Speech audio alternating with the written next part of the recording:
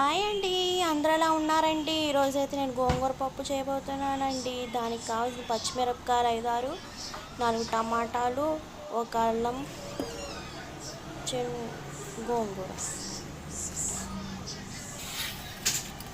కొంచెం ఎర్రపప్పు కూడా వేసుకోండి. టేస్ట్ చాలా బాగుంటుందండి.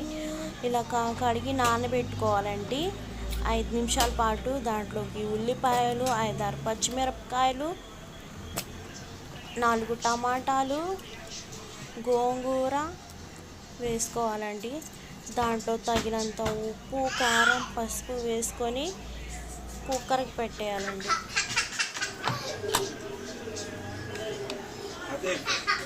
కుక్కర్కి 5, 6 విజిల్ రానివ్వాలండి. తీసేస్తే ఇలా పప్పు గుత్తితో మ్యాష్ చేసుకోవాలి.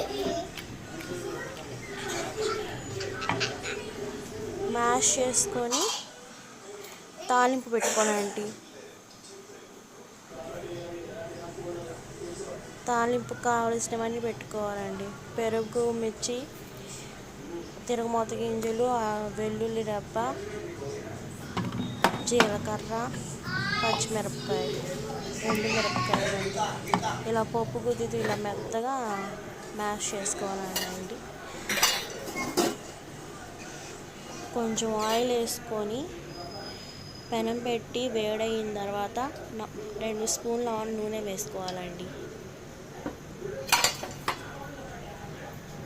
వేసుకున్న తర్వాత దాంట్లో దంచి ఉంచిన చిన్నుల్లిపాయ రబ్బలు వేసుకోవాలండి. 4, 5 వేసుకొని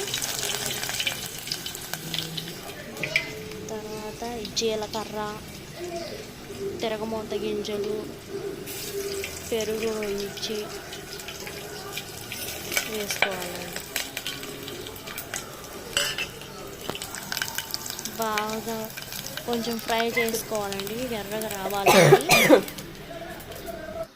ఆ తర్వాత కరివేపాకు వేసుకోవాలండి.